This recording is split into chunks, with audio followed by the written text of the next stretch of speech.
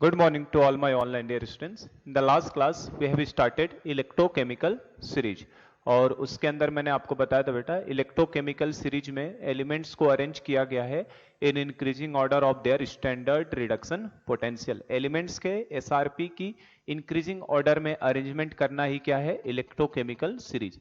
और सारे वैल्यू किसके रिस्पेक्ट में ली गई हैं हाइड्रोजन के रिस्पेक्ट में, क्योंकि हाइड्रोजन हमारे लिए क्या है रेफरेंस इलेक्ट्रोड की तरह है। जो भी सीरीज में हाइड्रोजन के ऊपर एलिमेंट है उनका एसआरपी निगेटिव होता है और जो भी हाइड्रोजन के नीचे मौजूद होते हैं उनका एसआरपी पॉजिटिव होता है। और कोड भी मैंने बताया था आपको सीरीज का, तो साइड में मैं सीरीज लिख देता हूं क्योंकि इसी की हेल्प से आज हम लोग कुछ क्वेश्चन को प्रैक्टिस करेंगे, क्योंकि हमें इसी का एप्लीकेशन देखना है। तो हमारे पास बेटा जो कोड था वो क्या था अपने पास कि लिथियम सबसे पहले था ले के बारात, है ना, का ना मजे से आला, ये था, है ना। और आगे क्या था मन करे जाने का, मन जाने का करे, ये था। उसके बाद मैंने बताया था आपको याद करने के लिए फेक दो, ध्यान रखना Fe+2 वाला, Fe+3 वाला हाइड्रोजन के भी नीचे आता है, +2 वाला Fe होता है, फेक दो। उसके बाद आपका यहां पे रेफरेंस आ जाता है कौन सा हाइड्रोजन आ जाता है, ये देखा था हमने। तो ये हाइड्रोजन के जितने ऊपर थे इन सब का एसआरपी की बात करो, एसआरपी मतलब स्टैंडर्ड रिडक्शन पोटेंशियल, तो इन सब की एसआरपी वैल्यू बेटा कैसी थी निगेटिव थी। इन सब का एसआरपी वैल्यू कैसा है निगेटिव, NEGATIV, इन सब का एसआरपी कैसा है निगेटिव है, माइनस में थे। इन सब के एसआरपी की वैल्यूज निगेटिव थी, हाइड्रोजन की निगेटिव वैल्यूज लिख देता हूं मैं। तो इन सब के एसआरपी की वैल्यू निगेटिव होती है, ठीक है। और हाइड्रोजन की खुद कितनी होती है रेफरेंस इलेक्ट्रोड की तरह, इसके एसआरपी की वैल्यू कितनी थी 0। इसकी एसआरपी कितना है रिडक्शन पोटेंशियल 0। ये रिडक्शन पोटेंशियल का ऑर्डर होता है ऊपर निगेटिव और 0 के नीचे, इसके नीचे सब कैसे थे पॉजिटिव। और उनका कोड क्या बताया था मैंने चापा से याद करने के लिए, है ना, कॉपर फिर एक गैप करके Hg AgCH और फिर एक गैप करके आपको प्लेटिनम लिखना है, चापा फिर एक गैप करके आपको Au लिखना है और सबसे लास्ट एलिमेंट होता है जो F2 होता है। तो ये मैंने आपको सीरीज बताई थी, दिख रहा है, ठीक है।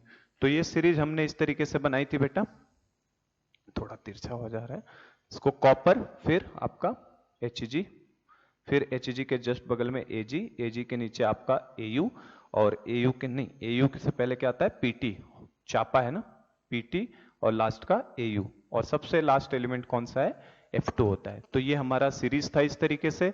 और कॉपर और Hg के बीच में मैंने बताया था आपको क्या आएगा I2, Ag और Pt के बीच में आपका I2 से नीचे क्या आता है बेटा Br2 और Pt और Au के बीच में आएगा Cl2 और सबसे लास्ट में F2। तो इस तरीके से सीरीज थी। इसका कोड मैंने बताया था आपको याद रखने के लिए CHAPA, चापा से। तो ये सीरीज हमें पूरा याद होना चाहिए क्योंकि क्वेश्चंस इसी के ऊपर आते हैं। यहां बात किया जाए तो इन सब का पॉजिटिव था, इन सब का कैसा था वैल्यू बेटा, इन सब की वैल्यू पॉजिटिव वैल्यूज हैं, सबका एसआरपी पॉजिटिव है, पॉजिटिव वैल्यूज। तो इन सब के एसआरपी की वैल्यू कैसी थी पॉजिटिव, ऊपर वालों की निगेटिव है नीचे वालों की पॉजिटिव है। तो सीरीज को ध्यान रखिएगा, सीरीज के ऊपर ही क्वेश्चंस आएंगे। अब जो जानकारी दी थी थोड़ी थोड़ी मैंने उसको भी रिवाइज कर लें, हम लोग इसके एप्लीकेशन में आए थे ना, और एप्लीकेशन में सबसे पहला एप्लीकेशन मैंने बताया था, सबसे पहला एप्लीकेशन है टू डिटरमाइन या कंपेयर करना oxidizing agent and reducing agent को, या ऑक्सीडाइजिंग पावर और रिड्यूसिंग पावर को। तो वो कैसे डिसाइड करते हैं, जिसका एसआरपी स्टैंडर्ड रिडक्शन पोटेंशियल जितना ज्यादा होगा, नीचे की तरफ जाने पे क्या हो रहा है वैल्यू बढ़ती जा रही है, जितना ज्यादा रिडक्शन पोटेंशियल होगा सब्सटेंस उतना जल्दी रिड्यूस होना चाहेगा, और अगर सब्सटेंस जल्दी रिड्यूस होना चाहेगा तो उतना ही अच्छा ऑक्सीडाइजिंग एजेंट होगा। तो F2 जो होता है बेस्ट ऑक्सीडाइजिंग एजेंट है, और इसका जो काउंटर आयन F- बनता है वो उतना ही खराब ऑक्सीडाइजिंग एजेंट हो जाएगा।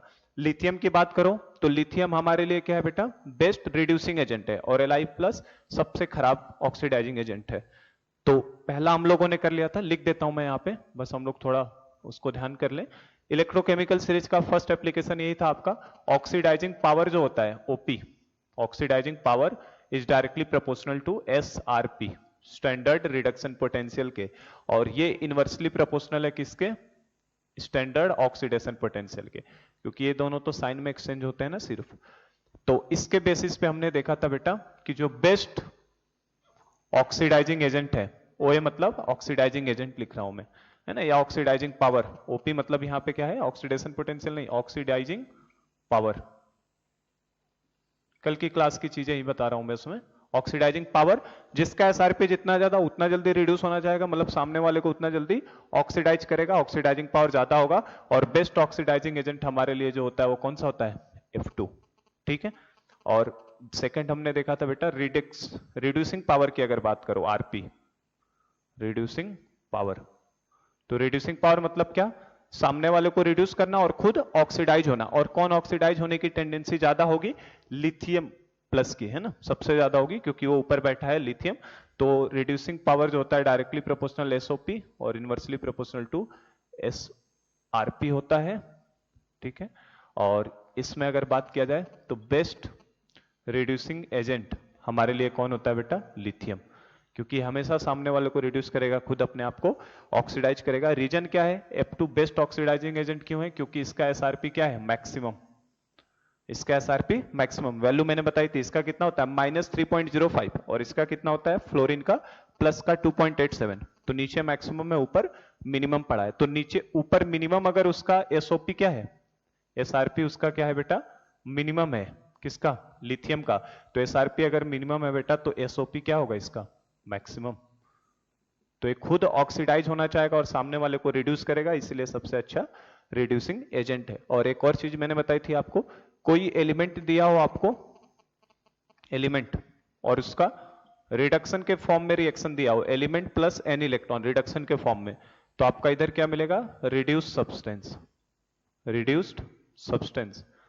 तो इस केस में जो आपका लेफ्ट हैंड साइड में होगा, ये बेटा हमारे लिए ऑक्सीडाइजिंग एजेंट की तरह काम करता है। ये एलिमेंट हमारा ऑक्सीडाइजिंग एजेंट की तरह काम करेगा, और जो रिड्यूस सब्सटेंस होगा वो हमारे लिए रिड्यूसिंग एजेंट की तरह काम करता है। तो इस चीज को भी दिमाग में रखिएगा अपने, है ना, क्योंकि क्वेश्चंस में हमें इसी से यूज में लेना है। जैसे इन दोनों का एग्जांपल मैंने लिखवाया था, F2 plus 2 electron gives 2F minus. तो F2 जो है हमारे लिए क्या था, बेस्ट ऑक्सीडाइजिंग एजेंट। और इवन मैंने ये भी बताया था, काउंटर पार्ट को ध्यान रखना। जैसे देखो आपका F2 plus 2 electron gives 2F minus aqueous, है ना, ये गैस। तो F2 बेटा 2 इलेक्ट्रॉन कंबाइन करके रिडक्शन के फॉर्म में दिया, 0 से -1 में चला गया। तो ये आपका F2 जो है ये कैसे बिहेव करेगा, ऑक्सीडाइजिंग एजेंट की तरह। और F माइनस कैसे बिहेव करेगा, आपका रिड्यूसिंग एजेंट की तरह। तो ये भी मैंने बताया था आपको, जो जितना अच्छा, देखो बेस्ट ऑक्सीडाइजिंग एजेंट कौन है, बेस्ट ऑक्सीडाइजिंग एजेंट आपका कौन है, F2। F2 सबसे अच्छा ऑक्सीडाइजिंग एजेंट है। तो सबसे खराब रिड्यूसिंग एजेंट कौन होगा, उसी का काउंटर पार्ट होता है। तो सबसे खराब वर्स्ट रिड्यूसिंग एजेंट कौन हो जाएगा, F माइनस, क्योंकि F माइनस कभी भी सामने वाले को रिड्यूस नहीं करना चाहेगा, है ना। रिड्यूसिंग एजेंट का मतलब क्या है, सामने वाले को रिड्यूस करे, खुद ऑक्सीडाइज हो। F माइनस F2 में थोड़ी ना जाना चाहेगा, वो F माइनस में ही रहना चाहेगा। सबसे खराब ये होता है। और इसके करेस्पॉन्डिंग भी रिएक्शन की बात करूं मैं, लिथियम वाला, तो लिथियम सॉलिड इलेक्ट्रॉन गेन करके Li प्लस एक्वस में चला गया।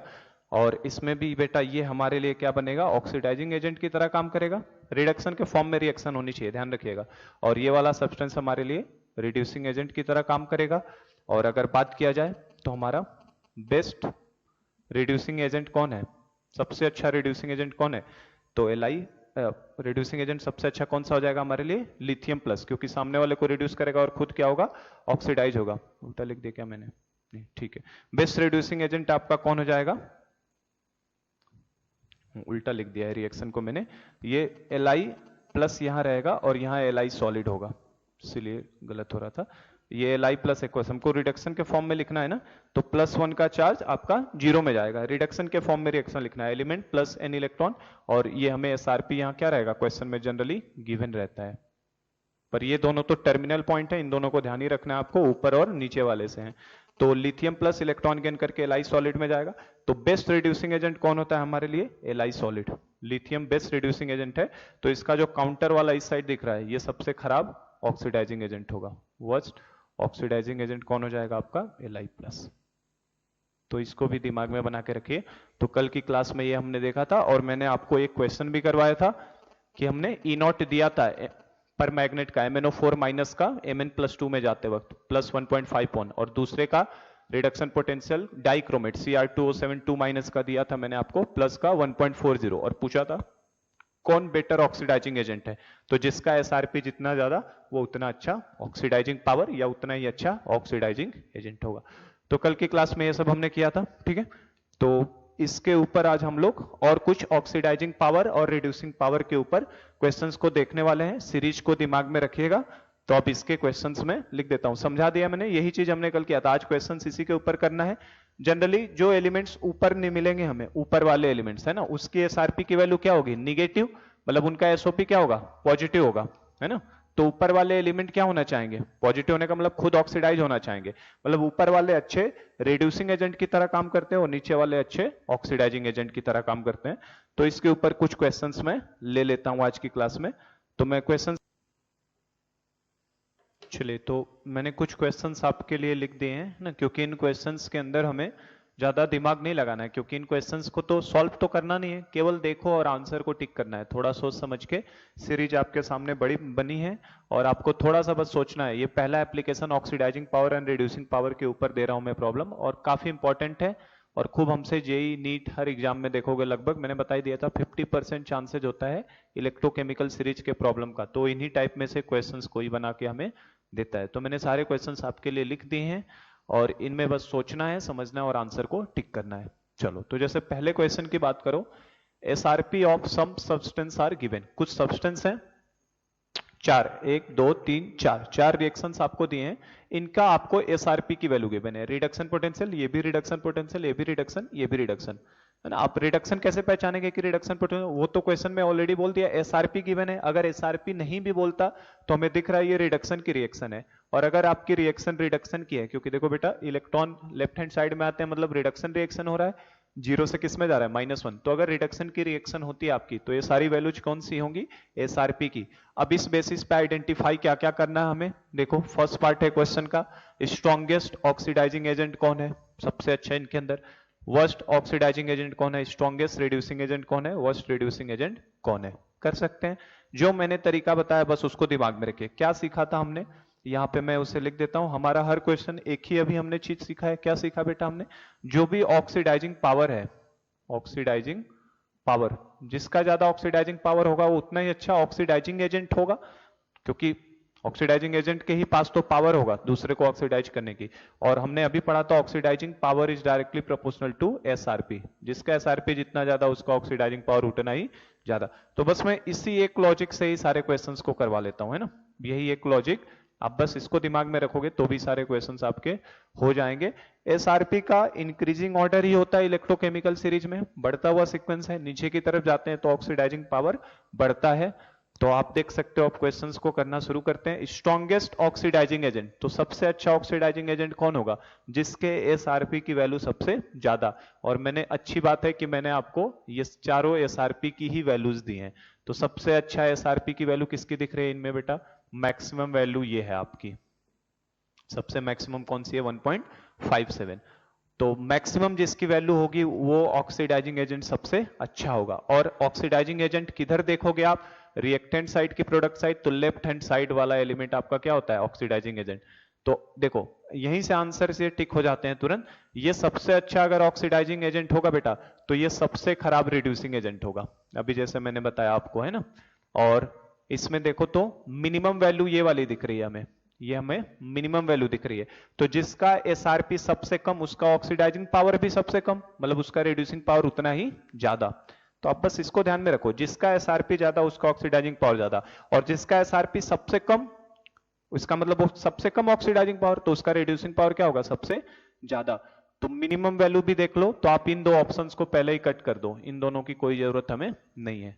तो मैक्सिमम के हिसाब से स्ट्रॉन्गेस्ट ऑक्सीडाइजिंग एजेंट कौन हो जाएगा, मैंने बताया था, अभी आपको रूल बता दिया है मैंने, क्या, अगर आपका एलिमेंट प्लस n इलेक्ट्रॉन आए और इस साइड आपका रिड्यूस सब्सटेंस दिया हो बेटा, तो आपको हमेशा इस साइड वाले पोर्शन से क्या दिखाएगा, ऑक्सीडाइजिंग एजेंट, ये वाला पोर्शन। और राइट हैंड साइड वाला पोर्शन आपको क्या बताता है, रिड्यूसिंग एजेंट। और सबसे अच्छा ऑक्सीडाइजिंग एजेंट का काउंटर पार्ट उतना ही खराब रिड्यूसिंग एजेंट होता है। तो हमारे लिए मैक्सिमम वैल्यू तो इसके लिए आई है, तो स्ट्रॉन्गेस्ट ऑक्सीडाइजिंग एजेंट कौन हो जाएगा, MnO4 माइनस, MnO4 माइनस। हमारे देखो चारों के वर्स्ट ऑक्सीडाइजिंग स्ट्रॉन्गेस्ट, इन चारों के आंसर इन्हीं से आने वाले हैं, यही चार आयन आएंगे 1 2 3 4, क्योंकि मैक्स के करेस्पॉन्डिंग या मिन, बीच वालों का तो कोई वैल्यू ही नहीं है ना, हमसे तो अच्छा सबसे पूछा है। तो सबसे स्ट्रॉन्गेस्ट ऑक्सीडाइजिंग एजेंट तो होगा जिसके एसआरपी की वैल्यू सबसे ज्यादा किसके लिए, MnO4 माइनस, तो ये हमारा स्ट्रॉन्गेस्ट ऑक्सीडाइजिंग। और इसका जो काउंटर वाला पार्ट है वो उतना ही खराब क्या हो जाएगा, रिड्यूसिंग एजेंट है ना, क्योंकि रिड्यूसिंग एजेंट लेफ्ट साइड से डिसाइड होता है। तो वर्स्ट रिड्यूसिंग एजेंट का आंसर हम लोग तुरंत दे देते हैं क्या, Mn+2। ठीक है, और बच्चा ये वाला सेकंड पार्ट कि सबसे खराब ऑक्सीडाइजिंग एजेंट कौन है, तो सबसे खराब ऑक्सीडाइजिंग एजेंट वो होगा, है ना, जिसका सबसे खराब ऑक्सीडाइजिंग एजेंट वो होगा बेटा जिसका एसआरपी सबसे कम होगा। तो सबसे खराब ऑक्सीडाइजिंग एजेंट कौन होगा इनमें, SN4+ और SN+2 में SN4+। ऑक्सीडाइजिंग एजेंट हमेशा लेफ्ट साइड में आएंगे, तो SN4+ आपका सबसे खराब ऑक्सीडाइजिंग एजेंट, और सबसे स्ट्रॉन्गेस्ट रिड्यूसिंग एजेंट कौन होगा, उसका काउंटर आयन हो जाएगा, मतलब ये आंसर SN+2। तो क्वेश्चंस को देख के ही टिक करना होता है, बस एसआरपी की वैल्यूज के हिसाब से डिसाइड करते हैं। ठीक है, क्लियर है। चलो नेक्स्ट देखिए अगला question, element A B C and D और इनके एसआरपी की वैल्यू दी है -2.5 1.5 -2.0 और 2.3। हमसे बोला increasing order of reducing power, किसका ऑर्डर बताना है, रिड्यूसिंग पावर। तो आप हमेशा ऑक्सीडाइजिंग के बारे में सोचा करो, है ना, ऑक्सीडाइजिंग पावर का जो ऑर्डर आएगा उसका उल्टा क्या हो जाएगा, रिड्यूसिंग पावर का ऑर्डर। तो हम लोग क्या करते हैं बेटा, इसने ऑक्सीडाइजिंग पावर का ऑर्डर पूछा है, मैं क्या निकाल देता हूं, ऑक्सीडाइजिंग पावर का ऑर्डर, क्योंकि ये तो मेरे लिए सिंपल है ना, ऑक्सीडाइजिंग पावर का ऑर्डर तो निकाल ही सकता हूं। कैसे, जिसका एसआरपी जितना ज्यादा उसका ऑक्सीडाइजिंग पावर उतना ही ज्यादा, और मुझे इन चारों की ऑक्सीडाइजिंग एसआरपी की ही वैल्यू दी है, सबसे ज्यादा इसमें वैल्यू किसकी है, डी का कितना है 2.3। तो जिसका ऑक्सीडाइजिंग पावर, अगर इनको इलेक्ट्रोकेमिकल सीरीज के ऑर्डर में अगर मैं पूछूं कैसे अरेंज करोगे बेटा, तो बताओ सबसे ऊपर इनमें कौन सा एलिमेंट आएगा जिसकी सबसे कम है, सबसे कम किसकी है -2.5, तो सबसे ऊपर क्या आएगा सीरीज के अंदर, ए आएगा, उसके बाद कौन आएगा, उसके नीचे सी आएगा, सी के नीचे कौन आएगा बेटा, बी, और बी के नीचे कौन आएगा, डी। ये हमारा क्या होगा, नीचे की तरफ जैसे जा रहे हैं एसआरपी की वैल्यू क्या हो रही है, इंक्रीज होती हुई आ रही है। मतलब ये हमने बेसिकली इलेक्ट्रोकेमिकल सीरीज बना दिया इन चारों एलिमेंट्स के बेस पे, और एक बार आपने ये बना लिया तो आप डिसाइड कर लो। नीचे की तरफ जाते हैं तो ऑक्सीडाइजिंग पावर क्या होता है, बढ़ता है, क्योंकि एसआरपी की वैल्यू बढ़ती है, तो सबसे ज्यादा ऑक्सीडाइजिंग पावर डी का होगा, उससे कम बी का होगा, उससे कम सी का होगा, और सबसे कम ए का होगा। तो ये तो ऑक्सीडाइजिंग पावर का ऑर्डर होगा, लेकिन हमसे पूछा क्या है, रिड्यूसिंग पावर का ऑर्डर, तो बस इसका क्या हो जाएगा, उल्टा हो जाएगा बेटा।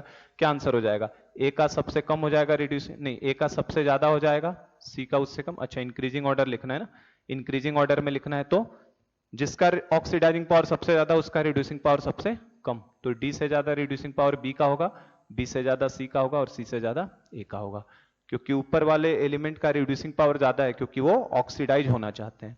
तो इस तरीके से देख के क्वेश्चन ही जज हो जाते हैं ना, बहुत कंफ्यूजन होता है, थोड़ा सा बस है ना दिमाग में ये चीज बना के रखो और इसके बेसिस से सारे क्वेश्चंस को सॉल्व कर सकते हो।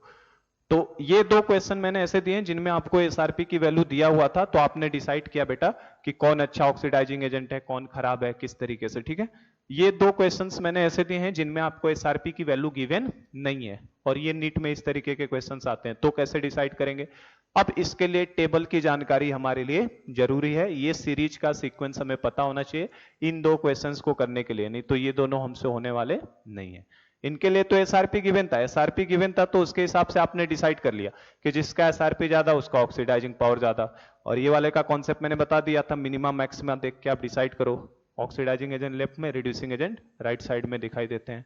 अब इन क्वेश्चंस को करने के लिए ये वाला और ये वाले क्वेश्चन के लिए हमें सीरीज की जरूरत पड़ेगी, इसीलिए मैंने सीरीज पहले ही लिख के रख दिया है। चलो आइडेंटिफाई स्ट्रॉन्गेस्ट ऑक्सीडाइजिंग एजेंट, पहला पार्ट ये है क्वेश्चन का, सेकंड पार्ट ये है, थर्ड पार्ट ये है। इसमें रिड्यूसिंग एजेंट ढूंढना है, फर्स्ट पार्ट सेकंड पार्ट। देखो पहले पार्ट में क्या बोला, स्ट्रॉन्गेस्ट ऑक्सीडाइजिंग एजेंट, कि सबसे अच्छा ऑक्सीडाइजिंग एजेंट कौन है, उसको ऑक्सीडेंट भी बोलते हैं, है ना, ऑक्सीडेंट भी बोला जाता है ऑक्सीडाइजिंग एजेंट को। तो सबसे अच्छा पहले वाले पार्ट में ऑक्सीडाइजिंग एजेंट कौन होगा, तो ऑक्सीडाइजिंग एजेंट सबसे अच्छा वो होगा जिसका एसआरपी की वैल्यू क्या होगी, सबसे ज्यादा। तो मुझे इन चार एलिमेंट्स में बेटा ढूंढना है कि कौन सबसे अच्छा ऑक्सीडाइजिंग एजेंट होगा। पहली बात तो ये ऑक्सीडाइजिंग, इनमें से कट कर किसको कट कर सकते हैं ये बताओ, ये ऑक्सीडाइजिंग एजेंट का काम क्या है, सामने वाले को ऑक्सीडाइज करना, खुद रिड्यूस होना। इनमें से किसको कट कर सकते हैं, तो अभी मैंने बताया आपको ऑक्सीडाइजिंग एजेंट हमेशा किधर आएगा, लेफ्ट साइड वाला एलिमेंट होगा, कोई एलिमेंट ऑक्सीडाइजिंग एजेंट होगा। और उसका रिड्यूस फॉर्म क्या होगा, रिड्यूसिंग एजेंट। तो क्या Li प्लस ऑक्सीडाइजिंग एजेंट हो सकता है? Li प्लस सामने वाले को ऑक्सीडाइज कर दे, खुद रिड्यूस हो जाए, हो सकता है, ये तो हो ही सकता है। Ag हो सकता है क्या, सामने वाले को ऑक्सीडाइज कर दे, खुद रिड्यूस हो जाए? Ag कभी भी नहीं हो सकता है ना, Ag को पहले कट कर दो। क्यों, Ag तो कर ही नहीं सकता ना, सामने वाले को ऑक्सीडाइज करे खुद रिड्यूस हो, मेटल निगेटिव में तो नहीं जाएगा, Ag हो ही नहीं सकता। वैसे ही जब इनके रिएक्शंस लिखते तो बेटा क्या लिखा था, इसके लिए क्या लिखते, Li plus plus electron gives Li solid, तो इधर वाला ही तो ऑक्सीडाइजिंग एजेंट होता है। इसके लिए कैसा रिएक्शन था, Ag plus plus electron gives Ag, तो Ag किसकी तरह बिहेव करेगा, रिड्यूसिंग एजेंट, ऑक्सीडाइजिंग एजेंट कभी हो ही नहीं सकता ये।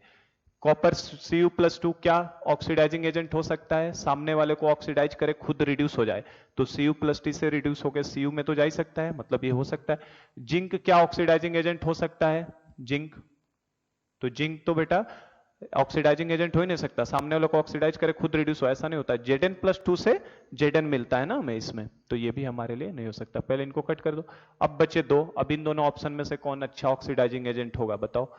तो ऑक्सीडाइजिंग एजेंट का रूल क्या है, नीचे की तरफ जाते हैं तो ऑक्सीडाइजिंग एजेंट की पावर क्या होती है, बढ़ती जाती है बेटा। तो लिथियम तो ऊपर है और Cu+2 नीचे है, तो हमारे लिए आंसर में कौन आ जाएगा, Cu+2, तो ये हमारा आंसर है। Cu+2 will be better oxidizing agent, क्योंकि डाउन द ग्रुप जा रहे हैं हम लोग, तो ऑक्सीडाइजिंग पावर क्या हो रहा था, बढ़ता जा रहा था, क्योंकि SRP बढ़ती जा रही थी, तो Cu+2 आपका आंसर होगा। तो ये बस थोड़ा सा सोच के करने वाले क्वेश्चंस होते हैं इनके, ठीक है। Li+ तो हो ही नहीं सकता, Li+ तो अभी मैंने बताया सबसे खराब ऑक्सीडाइजिंग एजेंट है ना। चलो अब सेकंड वाले में देखो, Mg Fe+2 Al+3 Cu+2, आप इसमें सोचो ना, आप इस तरीके से सोचा करो कि इस साइड जो चीज आएगा ऑक्सीडाइजिंग एजेंट, तो क्या इन सबके रिएक्शंस में इलेक्ट्रॉन जोड़ के लिख सकता हूं, चारों में लिखा जा सकता है, मतलब इनमें से किसी को भी आप कट आउट नहीं कर सकते, क्योंकि इन चारों का आप लिख सकते हैं रिएक्शन। ये भी ऑक्सीडाइजिंग एजेंट मतलब सामने को ऑक्सीडाइज होना, खुद रिड्यूस होना, ये भी रिड्यूस हो सकता है Mg में, ये भी रिड्यूस हो सकता है, ये भी रिड्यूस हो सकता है, और ये भी रिड्यूस हो सकता है, तो इन चारों में होगा। अब इन चारों में से सबसे अच्छा ऑक्सीडाइजिंग एजेंट कौन, जो सीरीज में नीचे आएगा उसका ऑक्सीडाइजिंग पावर क्या होगा, उतना ही ज्यादा। तो आप देखो सीरीज अगर आपको याद हो तो मैग्नीशियम ऊपर ही है, फेरस भी ऊपर है, एल्यूमिनियम भी ऊपर है, कॉपर आप देखे हो तो कहां पे है, नीचे, तो आपके लिए आंसर कौन जाएगा, Cu+2, ठीक है। तो सीरीज की जानकारी हमारे लिए जरूरी है, जितना नीचे जाओगे एलिमेंट का, वो एलिमेंट उतना ही अच्छा क्या हो जाएगा, ऑक्सीडाइजिंग एजेंट। इसमें बताओ, इसमें ऑक्सीडाइजिंग एजेंट को फाइंड आउट करो। ऑक्सीडाइजिंग एजेंट का काम ही है सामने वाले को ऑक्सीडाइज करना, खुद रिड्यूस होना, ठीक है। तो आप इनमें आइडेंटिफाई करो कैसे होगा। और oxidizing agent left hand side में आते हैं, क्या F- ऑक्सीडाइजिंग एजेंट हो सकता है, F-, ये तो हो ही नहीं सकता। क्यों बेटा, क्योंकि हमने अभी देखा था F2 का क्या था, F2+2 इलेक्ट्रॉन गिव्स F-, तो ये रिड्यूसिंग की तरह काम करेगा, ऑक्सीडाइजिंग होगा ही नहीं। और अभी मैंने लिखवाया था वर्स्ट ऑक्सीडाइजिंग एजेंट ये होता है आपके पास, है ना, सबसे खराब हो गया, तो F- नहीं हो सकता, Br-, ये भी नहीं हो सकता।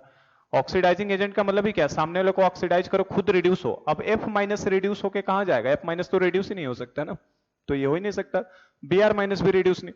अब बचा कौन सा, Cl2 और I2, तो Cl2+2 electron gives 2Cl-, I2+2 electron gives 2I-, तो Cl2 और I2 में कौन अच्छा होगा ऑक्सीडाइजिंग एजेंट, तो जिसका SRP ज्यादा वो अच्छा होगा। सीरीज में देखो तो I2 कहां पे आता है, ऊपर, और Cl2 कहां पे आता है, नीचे, तो Cl2 ज्यादा अच्छा हो जाएगा, ठीक है। तो ऐसे क्वेश्चंस आते हैं, थोड़ा सा ब्रेन लगाना है आपको और आइडेंटिफाई करना रहता है, ठीक है। नेक्स्ट देखो, आइडेंटिफाई स्ट्रॉन्गेस्ट रिड्यूसिंग एजेंट। अब रिड्यूसिंग एजेंट पता करो या रिडक्टेंट बोल देते हैं, है ना, सिंपल सा ये तरीका है। ऑक्सीडाइजिंग एजेंट नीचे वाले जनरली होते हैं और रिड्यूसिंग एजेंट ऊपर वाले होते हैं बेटा। अब रिड्यूसिंग एजेंट ढूंढना है, कॉपर, मैग्नीशियम, एल्यूमिनियम, जिंक, तो अब इन चारों में से कौन अच्छा रिड्यूसिंग एजेंट होगा, तो ये चारों हो सकते हैं रिड्यूसिंग एजेंट, है ना, क्योंकि रिड्यूसिंग एजेंट सामने वाले को रिड्यूस करेगा, खुद ऑक्सीडाइज्ड होगा।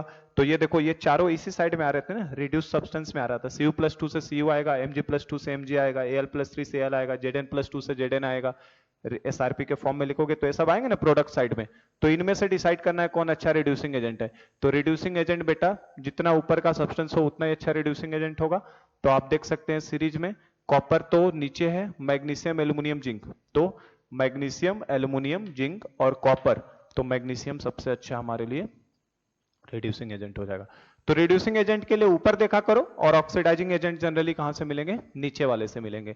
फ्लोराइड, क्लोराइड, ब्रोमाइड और आयोडाइड, इनमें सबसे अच्छा रिड्यूसिंग एजेंट कौन होगा, सामने वाले को रिड्यूस करे और खुद क्या हो जाए, ऑक्सीडाइज, तो ये भी F2 में जा सकता है। ये भी जा सकता है। देखो ना, ये प्रोडक्ट साइड में आएगा ना, इस तरीके से जब रिएक्शन लिखी जाती है इन सब की, तो ये किधर आते हैं, प्रोडक्ट साइड में, मतलब ये चारों रिड्यूसिंग एजेंट की तरह काम करेंगे। अब इन चारों में से सबसे अच्छा रिड्यूसिंग एजेंट कौन होगा, सबसे अच्छा, तो जो जितना सीरीज में ऊपर होता है उसका रिड्यूसिंग पावर क्या हो, रिड्यूसिंग एजेंट उतना अच्छा होगा, क्योंकि उसके एसआरपी की वैल्यू उतनी ही कम होती है। तो फ्लोराइड, क्लोराइड, ब्रोमाइड, आयोडाइड में सबसे ऊपर कौन है बेटा, आयोडीन है, फिर Br आता है, फिर Cl और फिर F2। तो हमारे लिए आंसर क्या हो जाएगा, I-। ठीक है, तो आप इलेक्ट्रोकेमिकल सीरीज की हेल्प से ऐसे क्वेश्चंस को कर सकते हैं। ठीक है, काफी टाइम देके मैंने कराया है क्वेश्चन को, 15 मिनट दे दिया मैंने। तो ऐसे क्वेश्चन जो भी आए आपको इस तरीके से बस आपको आइडेंटिफाई करना है कि कौन ऑक्सीडाइजिंग पावर ज्यादा है, कौन खराब होगा। और आइडेंटिफिकेशन करने का तरीका के लिए हमें सीरीज आनी चाहिए कि सीरीज में कौन ऊपर एलिमेंट है और कौन नीचे रखा है। ठीक है, चलो, तो सिंपल रूल यही है बेटा कि नीचे की तरफ जाओगे तो ऑक्सीडाइजिंग पावर बढ़ता है, क्योंकि एसआरपी बढ़ता है। तो ये मैंने थोड़े टफ लेवल के करवा दिए आपको कि खुद आपको उसमें आयन भी आइडेंटिफाई करना पड़ रहा था। जनरल क्वेश्चन ऐसा आता है, जो अभी सेकंड क्वेश्चन था ना, एसआरपी की वैल्यू गिवन होती है और आपसे पूछ लेता है ऑर्डर बताइए क्या होगा। ठीक है, और ये तो थोड़े मिक्स टाइप के मैंने टफ लेवल के क्वेश्चन बना दिए थे कि आपको सब मिक्स कर दिया, ऑक्सीडाइजिंग एजेंट, रिड्यूसिंग एजेंट, दोनों पार्ट, क्योंकि मैंने देखो क्वेश्चंस में कुछ इधर वाले पार्ट भी दिए थे, कुछ रिड्यूस फॉर्म वाले भी दिए थे सब्सटेंस, तो वो थोड़े टफ हो जाते हैं क्वेश्चन समझने के लिए। थोड़ा सा आप सोचेंगे समझेंगे तो क्वेश्चंस हो जाएंगे सॉल्व। चलो, तो हमने फर्स्ट एप्लीकेशन पे काफी टाइम दे दिया, और सबसे इंपॉर्टेंट फर्स्ट वाला एप्लीकेशन है जो ज्यादातर पूछा जाता है। चलो, सेकेंड एप्लीकेशन की बात करते हैं। कल हमारा फर्स्ट एप्लीकेशन था कंपैरिजन करना है ना, तो हमने कंपेयर कर लिया oxidising agent, reduce. Second application है for the construction of galvanic cell. Galvanic cell बनाने के लिए भी हमारा इलेक्ट्रोकेमिकल सीरीज का यूज है। किस तरीके से, आप देखो हमने जो गैल्वेनिक सेल बनाया था वो किसका था, जिंक और कॉपर का। ठीक है, जिंक को हमने क्या बनाया था बेटा, एनोड, और कॉपर को हमने क्या बनाया था, कैथोड। तो जनरली जो सब्सटेंस ऊपर मौजूद होते हैं सीरीज में उनको हम लोग एनोड बनाते हैं, और जो सब्सटेंस नीचे मौजूद होते हैं उनको हम लोग कैथोड बनाते हैं। जैसे अगर मुझे जिंक और कॉपर का सेल बनाना है तो जिंक को एनोड बनाऊंगा, कॉपर को कैथोड। अगर मुझे कॉपर और एजी का सेल बनाना है तो मैं कॉपर को एनोड बनाऊंगा, एजी को कैथोड, क्योंकि तभी आपका ई नॉट सेल क्या आएगा, पॉजिटिव। ठीक है, सेल के लिए, सेल वर्किंग के लिए कंडीशन क्या थी, ई नॉट सेल क्या होना चाहिए, पॉजिटिव, और रिएक्शन स्पॉन्टेनियस होगा। तो इसे मैं लिख देता हूं, सेकेंड एप्लीकेशन यही है, for the construction of galvanic cell, for the construction of galvanic cell, for the construction of galvanic cell, E naught cell should be greater than 0। Galvanic cell बनाने की कंडीशंस क्या, ई नॉट सेल क्या होना चाहिए, positive, और ई not cell को positive होने के लिए and for that anode should be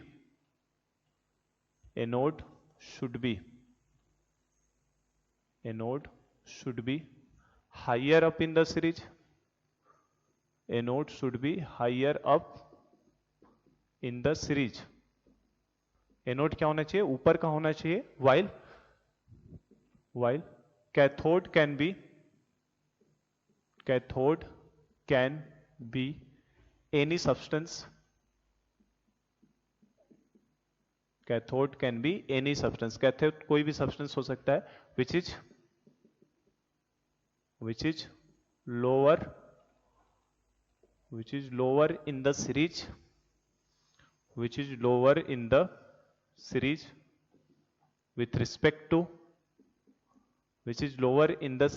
respect to anode. Anode के रिस्पेक्ट में वो क्या होना चाहिए, नीचे होना चाहिए आपका बेटा, बस। ठीक है, तो ध्यान रखना, सेल बनाने का तरीका यही है, इलेक्ट्रोकेमिकल सीरीज की हेल्प से अगर सेल बनाना है तो एनोड आप जनरली कहां पे लोगे बेटा, हायर अप एलिमेंट्स, जो ऊपर वाले एलिमेंट्स है ना जनरली उनको आप लेते हैं एनोड की तरह। और कैथोड किसको बनाने का, कैथोड के लिए क्या चुना जाता है, lower in series with respect to anode. उस एनोड के रिस्पेक्ट में वो क्या होना चाहिए, लोअर होना चाहिए उस सीरीज के अंदर, तभी आपका ई नॉट सेल क्या आएगा, पॉजिटिव आएगा, और आपका सेल काम करेगा। अभी दिखा रहा हूं मैं, जैसे एग्जांपल लिखो, देखो इसके अंदर हमें अगर जिंक और कॉपर का सेल बनाना है, जिंक और कॉपर का सेल बनाना है, तो मैं किसको एनोड बनाऊं और किसको कैथोड, हमसे दे देता है क्वेश्चन में, किसको आप एनोड बनाओगे, किसको कैथोड, या किसको पॉजिटिव टर्मिनल, किसको निगेटिव टर्मिनल। एनोड मतलब क्या, निगेटिव टर्मिनल, कैथोड मतलब क्या, पॉजिटिव टर्मिनल। तो ये मैंने पहले भी बताया था, यहाँ एप्लीकेशन भी इसी का यही है। तो जिंक और कॉपर का सेल बनाना है बेटा, तो जिंक कहाँ है, ऊपर है, और कॉपर उसके नीचे है। तो जो ऊपर वाली चीज है उसको क्या बनाओ, एनोड। तो हम लोग जिंक को क्या बनाएंगे बेटा, एनोड, और कॉपर को हम लोग क्या बनाएंगे, कैथोड। और जब आप जिंक को एनोड और कॉपर को कैथोड बनाओगे तभी आपका इनोड सेल क्या आएगा, पॉजिटिव। अदरवाइज आपका, अगर आप पोलैरिटी उल्टा कर दो, कॉपर को एनोड बना दो, जिंक को कैथोड बना दो, तो आपका इनोड सेल पॉजिटिव आ ही नहीं सकता, है ना। देखो ये कैसे, ये मैं कह रहा हूं इनोड सेल पॉजिटिव आएगा। हमें पता ही है बेटा कि इनोड सेल का मतलब क्या है, anode cell oxidation potential anode पे निकालना और रिडक्शन पोटेंशियल कैथोड का निकालना, बताया था ना मैंने आपको। देखो ई नॉट सेल का फॉर्मूला क्या बताया था, ई नॉट सेल कैसे निकलेगा, ई नॉट ऑक्सीडेशन पोटेंशियल किसका, एनोड का, क्योंकि एनोड पे क्या होता है, ऑक्सीडेशन, और plus E not reduction potential of किसका, कैथोड का, क्योंकि कैथोड पे क्या होता है, रिडक्शन। ये हमने देखा था फॉर्मूला बेटा। तो अब इस फॉर्मूले से बस सोचो आप कि आपको जिंक को एनोड बनाया, तो जिंक का इलेक्ट्रोड पोटेंशियल कितना है, तो जिंक का आपको मैंने सीरीज में आप देखना है, इसकी वैल्यू कितनी थी, रिडक्शन पोटेंशियल की, माइनस का 0.76 वोल्ट, माइनस का 0.76। तो अगर उसका ऑक्सीडेशन पोटेंशियल लिखोगे तो कितना हो जाएगा, प्लस का 0.76, ठीक है। और प्लस कैथोड हमने कॉपर को बनाया, कॉपर का रिडक्शन पोटेंशियल कितना लिया था हमने, है ना। ऊपर वालों का देखो ना, ऊपर वालों का जनरली क्या है, ई नॉट निगेटिव है, एसआरपी क्या है, निगेटिव, तो एसओपी क्या हो जाएगा, पॉजिटिव। और एसओपी पॉजिटिव होने का मतलब क्या हो गया, वो ऑक्सीडाइज होना चाहता है। तो वो सब्सटेंस अगर ऑक्सीडाइज होना चाहता है तो हम एनोड तो उसी का बनाना चाहेंगे ना जो सब्सटेंस हमारे लिए क्या हो, ऑक्सीडाइज्ड हो। एनोड हम किसका बनाएंगे, जो ऑक्सीडाइज हो, क्योंकि एनोड पे ऑक्सीडेशन कराना है, तो इसीलिए ऊपर वाले को लेते हैं। अब देखो कॉपर की बात करो तो कॉपर का रिडक्शन पोटेंशियल देखना टेबल में, प्लस का 0.34 वोल्ट होता है, तो इसका मतलब है प्लस का 0.34 वोल्ट। तो आप ये देखो ई नॉट सेल कितना आता है, 1.1 वोल्ट, जो कि वैल्यू क्या आई है, पॉजिटिव आई है आपकी। अब अगर आप उल्टा करो, आप सोचो कि सर अगर उल्टा करते तो कॉपर को एनोड बना दो, जिंक को कैथोड बना दो, तो कॉपर को एनोड बनाते तो बेटा कॉपर पे क्या होता, ऑक्सीडेशन, कॉपर पे क्या होता, ऑक्सीडेशन। तो कॉपर का रिडक्शन पोटेंशियल की वैल्यू प्लस का 3.4 थी, 0.34 थी।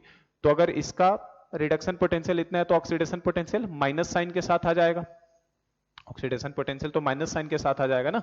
और आपने अगर जिंक को कैथोड बनाया है, जिंक को कैथोड, तो जिंक को कैथोड बनाने का मतलब कैथोड पे क्या, रिडक्शन होना।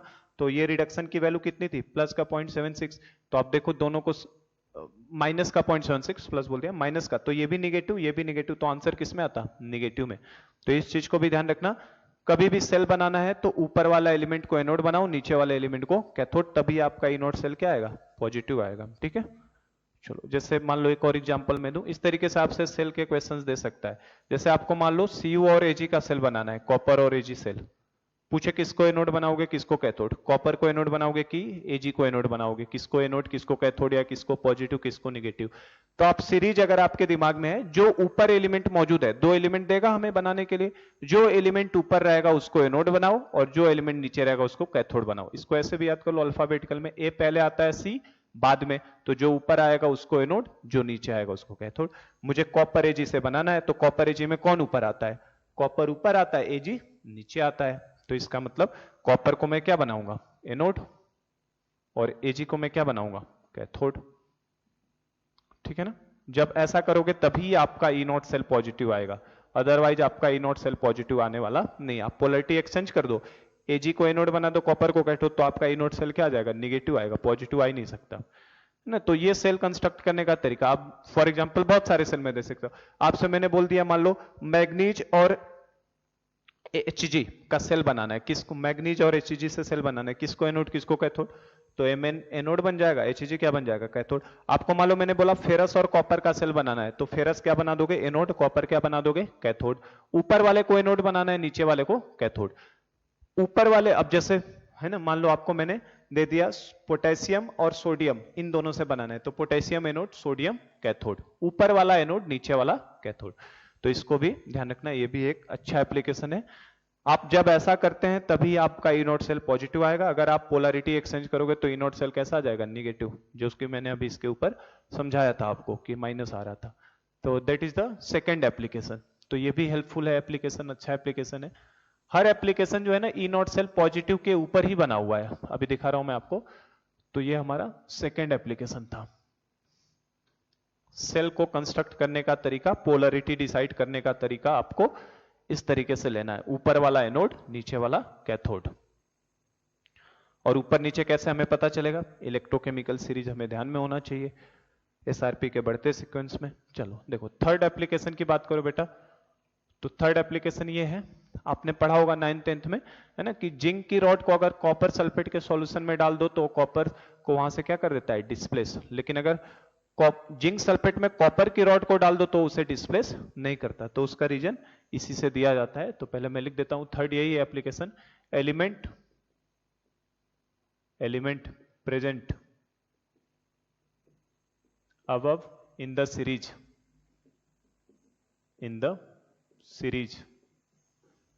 can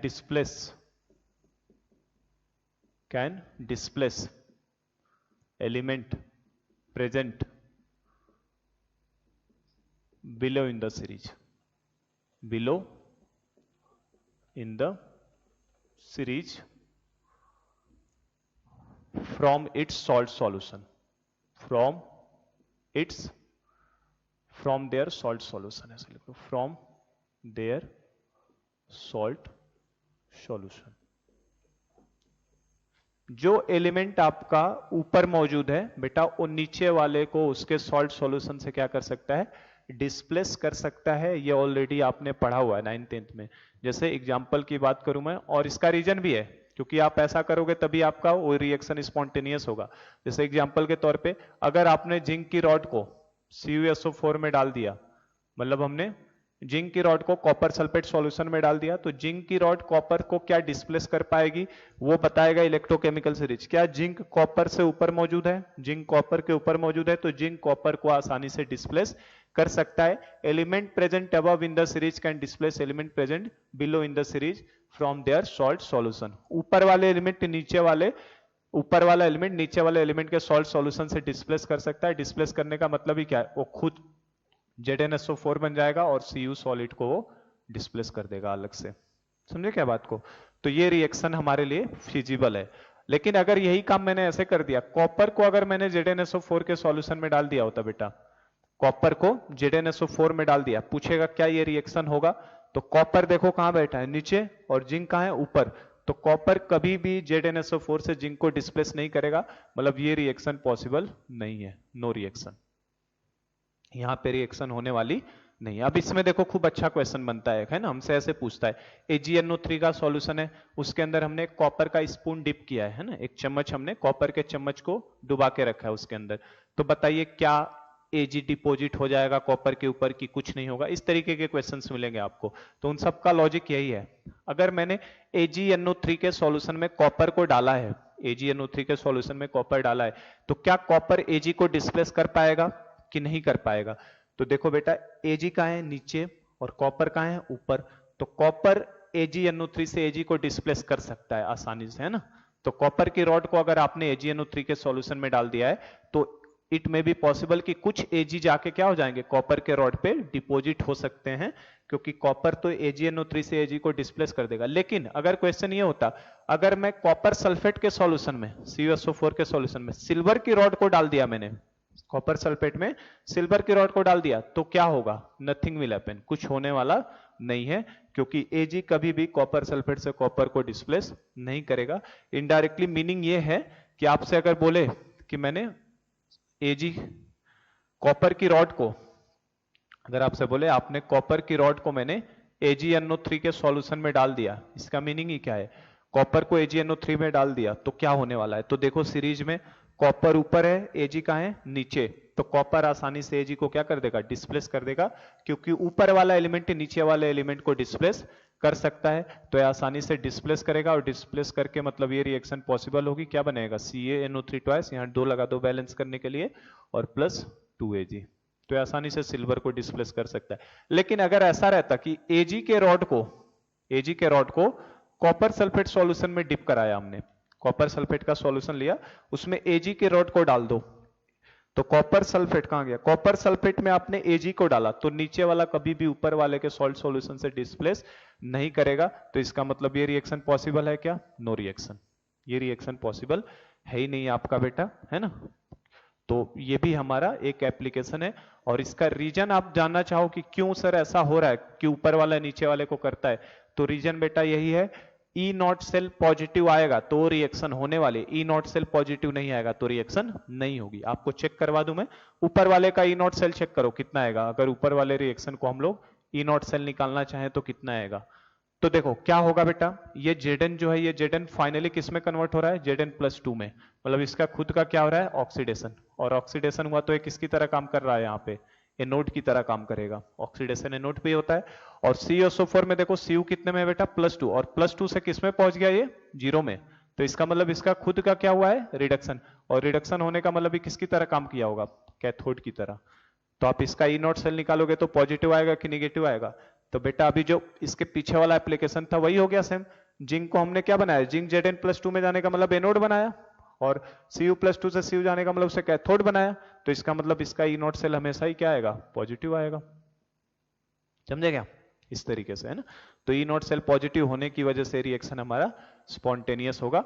आप चाहो तो जो मैं पॉजिटिव लिख रहा हूं ये निकाल भी लो, कैसे निकालोगे, Zn से Zn+2 में जाना मतलब ऑक्सीडेशन पोटेंशियल चाहिए, और यहाँ पे रिडक्शन पोटेंशियल की वैल्यू मैंने आपको बता रखी है, कहाँ है, जिंक की बताई मैंने कितना, माइनस का 0.76, तो ऑक्सीडेशन पोटेंशियल कितना, प्लस का 0.76, प्लस कॉपर का Cu+2 से Cu मतलब रिडक्शन हो रहा है, कैथोड रिडक्शन हो रहा है, तो इसका रिडक्शन पोटेंशियल की वैल्यू कितनी है, ये याद नहीं रखना है, ये दिया हुआ होगा, मैं तो बस बताने के लिए बता रहा हूं, प्लस का 0.34 होता है, तो ये प्लस का 0.34, तो देखो ना इसका ई सेल क्या आ रहा है, पॉजिटिव तो आ रहा है बेटा।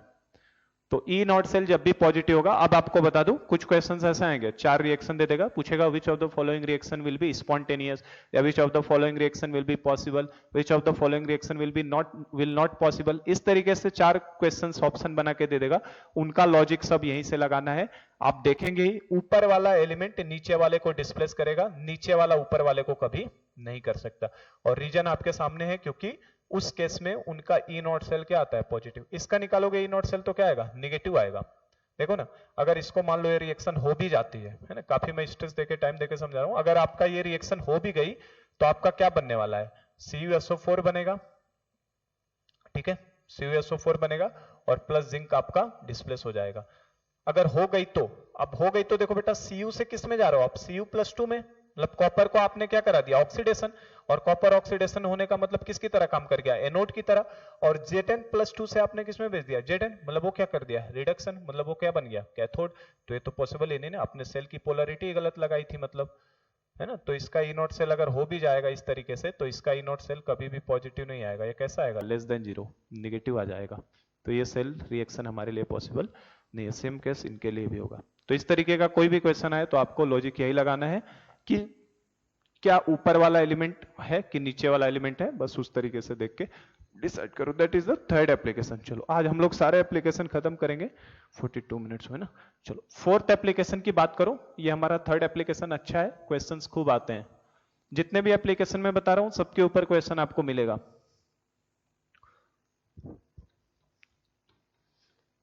और सीरीज आपके दिमाग में रहना ही है, इसलिए मैं सीरीज को मैंने पहले ही लिख दिया था कि ध्यान में रखिएगा। चलो नेक्स्ट एप्लीकेशन की बात करो, अगर फोर्थ एप्लीकेशन ना, तो फोर्थ एप्लीकेशन यही है कि जैसे जैसे आप डाउन द सीरीज मूव हो रहे हो, ऊपर से नीचे डाउन द सीरीज मूव हो रहे हो बेटा, तो इलेक्ट्रोपॉजिटिव नेचर मेटल का क्या होता है, कम, और उसकी वजह से रिएक्टिविटी भी मेटल की क्या होती है, कम होती जाती है। तो फोर्थ एप्लीकेशन यही है, on moving down in the series, on moving down in the series, electropositive nature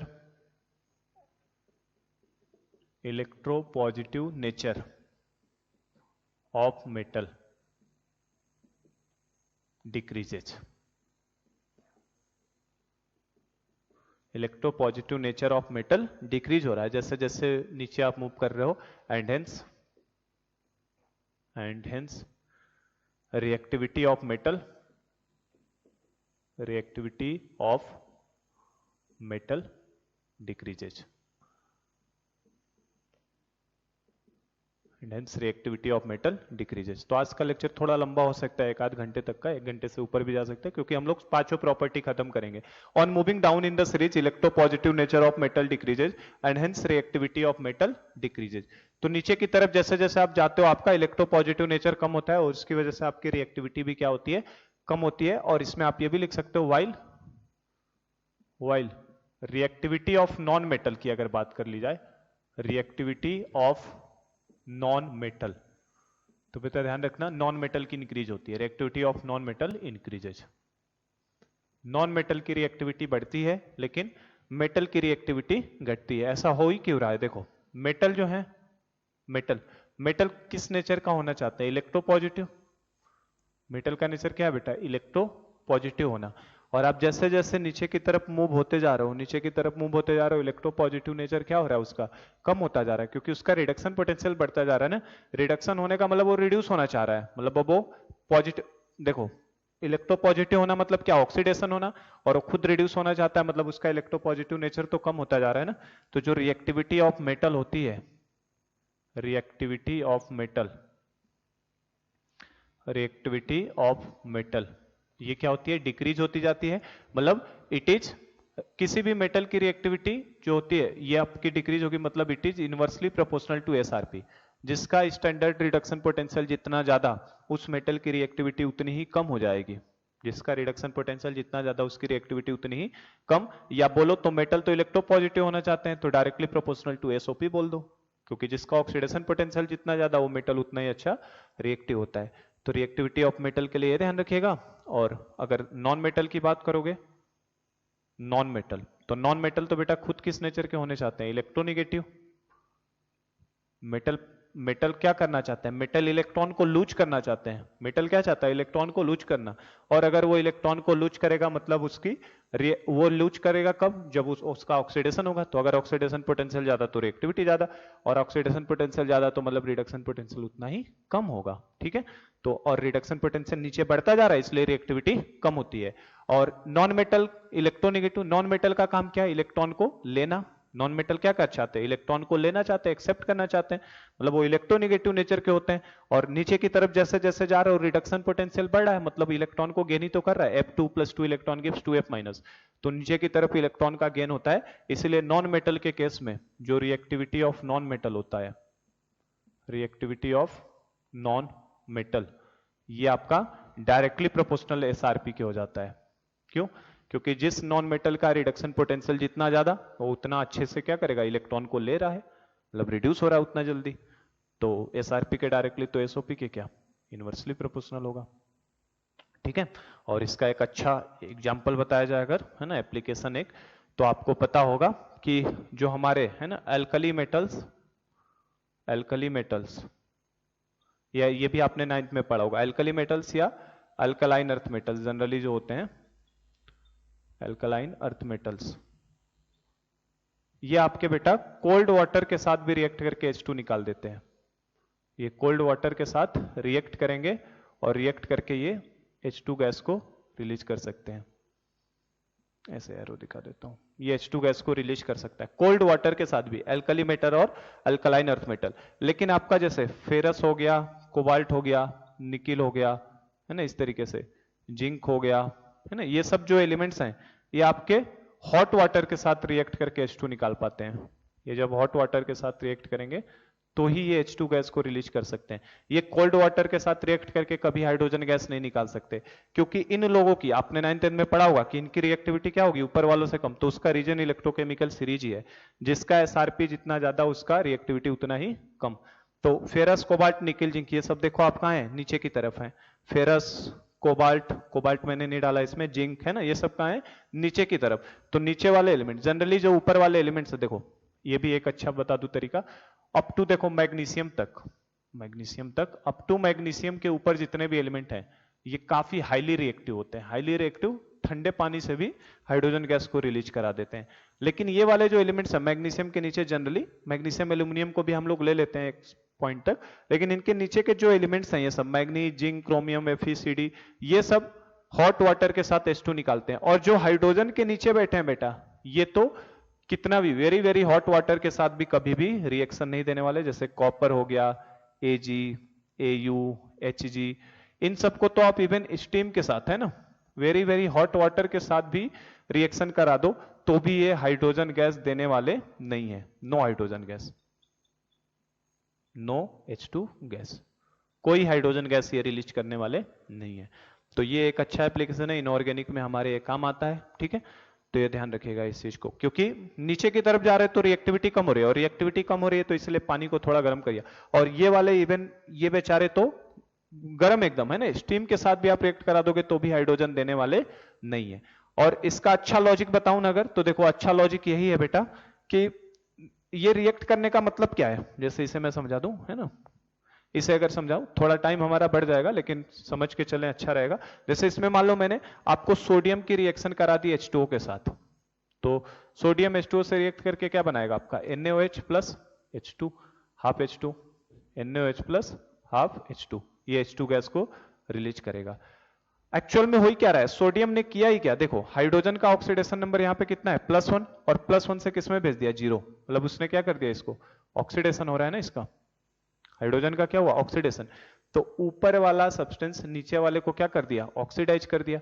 ऊपर वाला नीचे वाले को तो ऑक्सीडाइज आराम से कर ही सकता है, और ऊपर वाला खुद देखो सोडियम, सोडियम किसमें था 0 में, और 0 से किसमें चला गया, ये रिडक्शन होगा, उल्टा लिख दिया मैंने, ये क्या है रिडक्शन हो रहा है, +1 से 0 में जाना। और ये सोडियम की बात करो तो सोडियम खुद किसमें था बेटा 0, और 0 से किसमें चला गया +1, मतलब इसका खुद का क्या हो गया ऑक्सीडेशन। तो हमने अभी पढ़ा ऊपर वालों को ऑक्सीडाइज होने की टेंडेंसी ज्यादा है, नीचे वालों को रिड्यूस होने की। तो हाइड्रोजन के ऊपर वाले जो एलिमेंट्स हैं वो सब हाइड्रोजन को रिड्यूस कर सकते हैं, हाइड्रोजन के ऊपर जितने एलिमेंट्स बैठे हैं ये सब हाइड्रोजन को आसानी से रिड्यूस कर सकते हैं। और हाइड्रोजन के जो नीचे बैठे हैं इनको हाइड्रोजन रिड्यूस कर देगा, ये लोग हाइड्रोजन को रिड्यूस नहीं कर सकते। ठीक है, क्योंकि नीचे वालों का रिडक्शन पोटेंशियल ज्यादा है ना, तो ये लॉजिक भी थोड़ा आप समझ सकते हो, पर ध्यान रखिएगा। और एक इसके करेस्पॉन्डिंग एग्जांपल दूं आपका, नॉन मेटल के करेस्पॉन्डिंग, तो नॉन मेटल में बेटा reactivity of non metal SRP के डायरेक्टली प्रोपोर्शनल है। और अभी मैंने बताया ही आपको सबसे अच्छा रिएक्टिविटी ऑर्डर अगर मैं बोलूं, रिएक्टिविटी ऑर्डर, तो ये हमें पता होगा कि आयोडीन से ज्यादा रिएक्टिव होता है ब्रोमीन, और ब्रोमीन से ज्यादा रिएक्टिव होता है क्लोरीन, और सबसे ज्यादा रिएक्टिव होता है कौन सा बेटा, फ्लोरीन।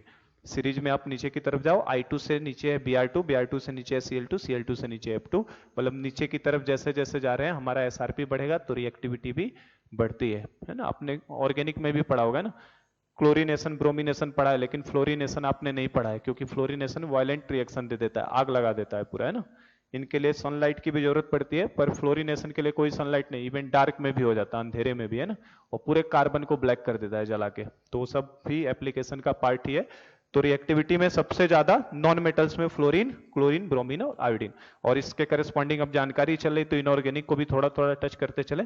इसका एक अच्छा एप्लीकेशन ये है बेटा कि फ्लोरीन जो है ना, fluorine can oxidize, fluorine can oxidize, आपको किसको किसको ऑक्सीडाइज कर सकता है, फ्लोरीन जो है बेटा वो क्लोरीन को भी ऑक्सीडाइज कर सकता है, ठीक है, ब्रोमीन को भी कर सकता है और आयोडीन को भी कर सकता है। क्लोरीन इन तीनों को ऑक्सीडाइज कर लेता है, लेकिन क्लोरीन जो है Cl2, Cl2 can oxidise, Cl2 केवल ब्रोमीन को ऑक्सीडाइज करता है और आयोडीन को ऑक्सीडाइज करता है, ठीक है, क्योंकि ये सबसे अच्छा ऑक्सीडाइजिंग एजेंट है ना। फ्लोरीन क्या है, सबसे अच्छा ऑक्सीडाइजिंग एजेंट, वो सबको ऑक्सीडाइज कर सकता है, क्लोरीन को, ब्रोमीन को, आयोडीन को। लेकिन क्लोरीन फ्लोरीन को नहीं कर पाएगा, क्योंकि क्लोरीन कहाँ है, फ्लोरीन से ऊपर है, ठीक है ना।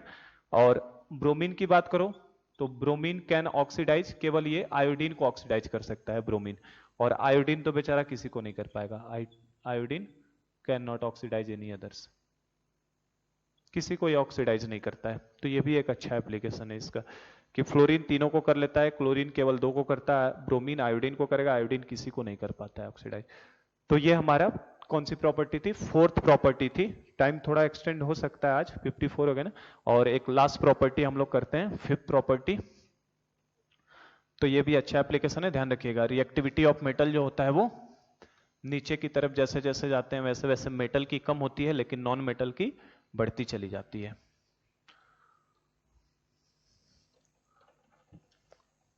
अभी मैं एक क्वेश्चन ले लूंगा, है ना, इन सब एप्लीकेशन को कंबाइंड करते हुए एक क्वेश्चन करवा दूंगा आपका।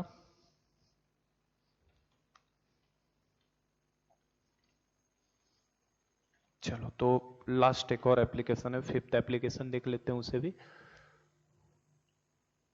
फिफ्थ एप्लीकेशन ये है बेटा कि जो एलिमेंट हाइड्रोजन के ऊपर मौजूद होते हैं ना, हाइड्रोजन के ऊपर ये सारे एलिमेंट जो अभी था इसी का एप्लीकेशन पार्ट है, हाइड्रोजन के ऊपर के सारे एलिमेंट जो होता है ना डाइल्यूट एसिड के साथ रिएक्ट करके हाइड्रोजन को रिलीज कर सकते हैं, लेकिन हाइड्रोजन के नीचे वाले एलिमेंट्स कभी भी हाइड्रोजन को रिलीज नहीं करते हैं। That is the last application कि एलिमेंट्स प्रेजेंट, या ऐसे लिख लो metal present, metals present above hydrogen, above hydrogen in electrochemical series, metal present above hydrogen in electrochemical series can release H2 gas, can release hydrogen gas on reaction with dilute acid, किसके साथ, dilute acid होना चाहिए, on reaction with dilute acid, but metal present below, hydrogen can not release, जो hydrogen से नीचे बैठे हैं वो लोग रिलीज नहीं करते हैं, जो हाइड्रोजन से ऊपर वाले एलिमेंट्स हैं, मतलब ये सारे एलिमेंट्स, ये वाले सारे एलिमेंट्स, अगर आपने मेटल को रिएक्ट कराया किसी भी डाइल्यूट एसिड के साथ तो हाइड्रोजन निकालेगा, इसके नीचे के कभी भी हाइड्रोजन गैस रिलीज नहीं कराते हैं। जैसे फॉर एग्जांपल मैं बोलूं आपको, अगर मान लो Fe की रिएक्शन आपको H2SO4 डाइल्यूट के साथ करा दिया है ना, तो ये डाइल्यूट एसिड हो गया फेरस, तो फेरस हमारा हाइड्रोजन के ऊपर बैठा है, तो ये बेटा आसानी से यहां से हाइड्रोजन निकाल के FeSO4 प्लस H2 बना सकता है। लेकिन अगर हमने मान लो कॉपर की रिएक्शन करा दी मैंने H2SO4 डाइल्यूट के साथ, कॉपर SO4 डाइल्यूट के साथ, तो यहाँ पे कॉपर कहां बैठा है देखो जरा, कॉपर हाइड्रोजन से नीचे है क्या, तो कॉपर हाइड्रोजन से नीचे है, तो यहाँ पे नो रिएक्शन, कोई रिएक्शन होने वाली नहीं है, वो निकाल नहीं सकता हाइड्रोजन को। ऊपर वाले एलिमेंट हाइड्रोजन रिलीज करते हैं, नीचे वाले एलिमेंट हाइड्रोजन को कभी भी रिलीज नहीं करते हैं, तो इस चीज को भी ध्यान रखिएगा। अच्छा एप्लीकेशन है। इन जनरल अगर बोलो तो कोई मेटल M है, अगर H2SO4 के साथ रिएक्ट किया और H2SO4 आपका डाइल्यूट हो, तो ये आपका है ना M2SO4 प्लस H2 निकाल सकता है हाइड्रोजन गैस, और इसको 2m कर देता हूं, प्रोवाइडेड कि ये जो मेटल होना चाहिए, मेटल जो होना चाहिए should be above H2 in electrochemical series, ये जो मेटल होना चाहिए M वो हाइड्रोजन से ऊपर होना चाहिए इलेक्ट्रोकेमिकल सीरीज में। और इसका लॉजिक भी मैं दे सकता हूं, देखो इसका लॉजिक, सबका लॉजिक E0 सेल से ही है, E0 सेल से ही है। देखो कैसे, मेटल खुद बेटा 0 में था और 0 से किस में जा चुका है, +1 में जा चुका है, मतलब मेटल तो खुद ऑक्सीडाइज हो गया ना, M प्लस और इलेक्ट्रॉन खुद ऑक्सीडाइज हो गया है मेटल, और हाइड्रोजन देखो यहाँ पे कितना था, +1 में था, और +1 से हाइड्रोजन किस में जा चुका है, 0 में, मतलब इसका तो खुद क्या हो गया है, रिडक्शन, और मेटल का खुद क्या हो गया है, ऑक्सीडेशन। ठीक है, और जिनका ऑक्सीडेशन होता है वो एनोड बनते हैं, एनोड ऊपर होना चाहिए, और जिनका रिडक्शन होता है वो कैथोड बनते हैं, कैथोड नीचे होना चाहिए। तो आप देख सकते हो, इससे भी जज कर सकते हो, या ऐसे देख लो, मेटल ऑक्सीडाइज हुआ था और हाइड्रोजन की बात करो तो 2H plus 2 electron gives H2। तो इसके लिए बेटा क्या लिखोगे, इसका E0 ऑक्सीडेशन पोटेंशियल लिखोगे, और इसके लिए E0 क्या लिखोगे, रिडक्शन पोटेंशियल। तो हाइड्रोजन का रिडक्शन पोटेंशियल फिक्स है 0, और मेटल का ऑक्सीडेशन पोटेंशियल E0OP, हाइड्रोजन के ऊपर जो भी एलिमेंट्स बैठे हैं इन सब का SRP क्या है, निगेटिव, इन सब का SRP क्या है, निगेटिव। तो SRP निगेटिव है बेटा, तो SRP है ना, SRP निगेटिव है, तो SOP क्या होगा, स्टैंडर्ड ऑक्सीडेशन पोटेंशियल पॉजिटिव ही होगा, स्टैंडर्ड ऑक्सीडेशन पोटेंशियल क्या होगा, पॉजिटिव, और ओवरऑल सम करोगे तो यही रिएक्शन तो हमें मिलने वाली है। ठीक है ना, तो आप हर चीज को लिंक करोगे ना तो आपको आइडिया लगेगा, इसका भी ये सेल क्या आने वाला है, पॉजिटिव आने वाला है। इसीलिए ऊपर जो बैठे हैं, हाइड्रोजन से ऊपर जो एलिमेंट्स बैठे होते हैं, ये आसानी से हाइड्रोजन गैस को रिलीज कर देते हैं, लेकिन हाइड्रोजन के नीचे वाले एलिमेंट्स कभी भी हाइड्रोजन गैस को रिलीज नहीं करते हैं। पिछले पॉइंट में भी यही लॉजिक था अपने पास, हर चीज E0 सेल से देखना है आपको, E0 सेल से ही सब चीजें पता चलती है। पर जो जानकारी दे रहा हूं उनको ध्यान रखो, आप बार बार ई नॉट सेल थोड़ी ना कैलकुलेट करने जाओगे। तो जो हाइड्रोजन के ऊपर बैठे थे वो लोग ऑक्सीडाइज हो रहे थे, तो उनका पॉजिटिव ही आएगा। अब नीचे वालों के साथ जोड़ने पे क्यों नहीं होगा बताओ, नीचे वालों से, क्योंकि इन सब का तो बेटा रिडक्शन पोटेंशियल पॉजिटिव है, तो इनका ऑक्सीडेशन पोटेंशियल कैसा हो जाता, निगेटिव। अगर इस रिएक्शन की बात करते तो Cu किस में जाता, Cu+2 में जाता, तो इसका ऑक्सीडेशन होने का मतलब क्या हो जाता, उसका निगेटिव हो जाती वैल्यू, और माइनस निगेटिव और जीरो जोड़ते तो निगेटिव आने लगता ना। तो हर चीज को लिंक करोगे ना तो चीजें समझ में आ जाएंगी। तो ये हमारे सारे एप्लीकेशन बेटा यहाँ पे कंप्लीट हो जाते हैं। 1 घंटे का लेक्चर बन चुका है, ठीक है। तो ये हमारे सारे एप्लीकेशन यहाँ पे कंप्लीट हो गए हैं। तो एक क्वेश्चन मुझे इसके ऊपर एप्लीकेशन, सारे एप्लीकेशन को मिक्स करा के कराना था, तो just I will take 5 to 6 minute for that question, तो उसे भी हम लोग कर लेते हैं कंप्लीट, ठीक है। चलो, तो एक लास्ट क्वेश्चन बस इसका एप्लीकेशन पार्ट है, ताकि हमारा आज इलेक्ट्रोकेमिकल सीरीज पूरी तरह से कंप्लीट हो जाएगा। क्वेश्चन मैंने लिख दिया है पहले से ही, है ना, ताकि इसमें टाइम ना लगे अपने को। तो लास्ट पार्ट है, इसके बाद कल से हम लोग types of galvanic cell start करेंगे, है ना, कि गैल्वेनिक सेल जो होते हैं, कंसंट्रेशन सेल होता है, इलेक्ट्रोलाइटिक सेल होता है, किस तरीके से वो सब करेंगे। तो ये हमारे पास क्वेश्चन पड़ा है, जो अभी एप्लीकेशन हमने आज सीखा है। On the basis of following reaction, ये 4-5 रिएक्शंस दिए हैं आपको। On the basis of following reaction arrange ABCDE and H2 in electrochemical series. Electrochemical series में इनको अरेंज करना है, इन एलिमेंट्स को। काफी अच्छा ब्यूटीफुल क्वेश्चन है ना, हर तरीके के कॉन्सेप्ट को यूज कर लिया है इसके अंदर। और इलेक्ट्रोकेमिकल सीरीज में अरेंज करने का मतलब इंक्रीजिंग ऑर्डर ऑफ एसआरपी होना चाहिए, एसआरपी के बढ़ते सीक्वेंस जो हम लोग पहले से अरेंज किए हैं। तो अब इसमें डिसाइड करने का काम करिए, ACCD ABCD इन सबको डिसाइड करना है रिएक्शंस को देख के। तो सबसे पहले तो नो रिएक्शन वाले पॉइंट को अगर पकड़ा जाए तो यहां देखो ये क्या है, नो रिएक्शन। तो बेटा अगर D आपको H2SO4 से, जो अभी मैंने एप्लीकेशन बताया, रिएक्ट करने पे कोई रिएक्शन नहीं दे रहा है, इसका मतलब D हाइड्रोजन से, पहले हाइड्रोजन को रख दो, पहले क्या आप करो, आप हाइड्रोजन को रख दो। अब हाइड्रोजन के कुछ ऊपर होंगे एलिमेंट, कुछ नीचे होंगे, क्योंकि हाइड्रोजन के कुछ ऊपर आ रहे थे और कुछ नीचे। अब H2SO4 से D जो है, H2SO4 से हाइड्रोजन गैस को रिलीज नहीं करा पा रहा है, नो रिएक्शन। तो अभी जैसा कि मैंने बताया, जो हाइड्रोजन के नीचे एलिमेंट बैठे हैं वो तो कभी नहीं निकाल सकते ना। अच्छा, इसको ऐसे लिख लेते हैं, यहां लिख लेते हैं हम लोग H2, और इसके ऊपर एलिमेंट लिखेंगे और नीचे, तो हमारा इलेक्ट्रोकेमिकल सीरीज बन जाएगा। अब D H2SO4 के साथ कोई रिएक्शन नहीं दे रहा है, मतलब D हाइड्रोजन से ऊपर होगा कि नीचे होगा, तो कोई रिएक्शन नहीं होने का मतलब D हाइड्रोजन से कहां होगा, नीचे। तो मान लो D को अभी मैंने यहां रख दिया, ठीक है। अब चलो और डिसाइड करते हैं। H2SO4 वाली एक और रिएक्शन मिली, तो पहले H2SO4 पे अटैक कर रहा हूं मैं, है ना, ताकि पीछे वाले से चलते हैं। अब A देखो, A H2SO4 से क्या बेटा हाइड्रोजन निकाल दिया है, निकाल दिया है, मतलब A हाइड्रोजन के कहां होगा, ऊपर, तो कहीं भी A लिख लिया अभी, है ना। अभी ये फिक्स नहीं किया हमने कि कहां है, हो सकता है इनके बीच में कोई आए, इनके बीच में कोई आए, पर अभी हमने बस रख दिया कि अगर A निकाला तो ऊपर जाएगा, D ने नहीं निकाला तो D नीचे जाएगा। अब देखो जरा सा, अब A को जज करते हैं जरा।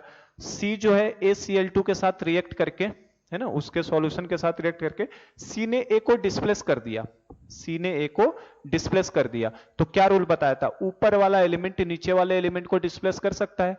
अगर C ने A को डिस्प्लेस किया है, मतलब C जो होगा A से कहां रहेगा, ऊपर। C जो होगा वो कहां रहेगा, A से ऊपर, क्योंकि C ने क्या किया है बेटा, A को डिस्प्लेस कर दिया उसके सॉल्ट सॉल्यूशन से। अब देखो C E को डिस्प्लेस नहीं कर पाया है, क्योंकि C का E के साथ रिएक्शन में नो रिएक्शन। नो रिएक्शन का मतलब C ने E को डिस्प्लेस नहीं कर पाया। C अगर E को डिस्प्लेस नहीं कर पाया, इसका मतलब C नीचे होगा और E कहां होगा, ऊपर। इसका मतलब C के ऊपर कौन आ जाएगा, E आएगा। C के ऊपर कौन आएगा, E। समझ पा रहे हैं, अच्छा क्वेश्चन है काफी। C ने E को डिस्प्लेस नहीं कर पाया, तो नीचे वाला एलिमेंट ऊपर वाले को डिस्प्लेस नहीं कर सकता, तो C E को डिस्प्लेस नहीं कर सकता, तो E को ऊपर रख दिया। और D और B है ना, अभी ये लास्ट बचा अपने पास, तो D ने B को रिप्लेस कर दिया। देखो D ने B को रिप्लेस कर दिया, 2B बना दिया ना, तो D ने B को रिप्लेस कर दिया। इसका मतलब D कहां रहेगा, ऊपर, और B कहां रहेगा, नीचे, क्योंकि ऊपर वाला ही नीचे वाले को डिस्प्लेस करता है। तो D ने अगर B को रिप्लेस किया है तो D ऊपर रहेगा और B कहां रहेगा, नीचे। समझे? तो ये आंसर हो गया अपने पास, यही एलिमेंट्स थे ना अपने पास। तो इलेक्ट्रोकेमिकल सीरीज में अरेंज करना है तो बेटा क्या हो जाएगा, E C A H2 D B। तो काफी अच्छा प्रॉब्लम था ये, है ना, इस तरीके से इनका ऑर्डर हो जाएगा, है ना। कुछ इसमें पॉसिबिलिटी अगर चेंज कराऊं, जैसे मान लो अगर ये रिएक्शन दे देता नो रिएक्शन, नो रिएक्शन लिख देता तो मतलब क्या, डी ने बी को रिप्लेस नहीं कर पाया, तो इसका मतलब डी नीचे होता बी ऊपर, तो डी के ऊपर बी यहां बीच में आ जाता है इन दोनों के, है ना। तो ये पॉसिबिलिटीज कुछ भी आप जैसा दिया होगा क्वेश्चन उस हिसाब से सोच के आप अरेंजमेंट करोगे तो अपना फाइनल आंसर ये हो जाएगा। इलेक्ट्रोकेमिकल सीरीज में अरेंज करना था इंक्रीजिंग ऑर्डर, तो इंक्रीजिंग ऑर्डर ऑफ एसआरपी क्या हो जाएगा, इंक्रीजिंग ऑर्डर ऑफ एसआरपी का ऑर्डर क्या हो जाएगा, EC, D और B। हमसे ये भी हो सकता है, पूछ सकता था इसमें किसका स्टैंडर्ड रिडक्शन पोटेंशियल पॉजिटिव है, किसका निगेटिव है, तो बेटा हाइड्रोजन के जो पीछे आएंगे इनका तो निगेटिव आने वाला है क्योंकि हाइड्रोजन का जीरो, और इनसे जो ऊपर आएंगे उनका एसआरपी कैसा आता, पॉजिटिव। तो कुछ भी आपसे, है ना, any type of questions can be ask, इसके ऊपर बना सकता है। आपसे यही पूछ सकता था इसमें सबसे अच्छा ऑक्सीडाइजिंग एजेंट कौन है, तो जिसका एसआरपी सबसे ज्यादा हो सबसे अच्छा, ये देके पूछ लेता कि कौन सबसे एडवांस लेवल में सबसे अच्छा ऑक्सीडाइजिंग एजेंट कौन है, तो जिसका एसआरपी सबसे ज्यादा हो सबसे अच्छा ऑक्सीडाइजिंग एजेंट। सबसे अच्छा रिड्यूसिंग एजेंट कौन है, तो जिसका सबसे कम हो सबसे अच्छा रिड्यूसिंग एजेंट। इस तरीके के क्वेश्चंस भी आपके ऊपर बना के दे सकता है। तो आज का हम लोग यहाँ कंप्लीट कर लिया है पूरा हमने, है ना, इलेक्ट्रोकेमिकल सीरीज के एप्लीकेशन, और काफी टाइम मैंने देके पढ़ाया इसे, तो आप अच्छे से कर लो, सारे क्वेश्चंस इसी से मिलते जुलते हमें मिलेंगे। तो कल हम लोग types of galvanic cell start करते हैं। चलिए, थैंक यू सो मच।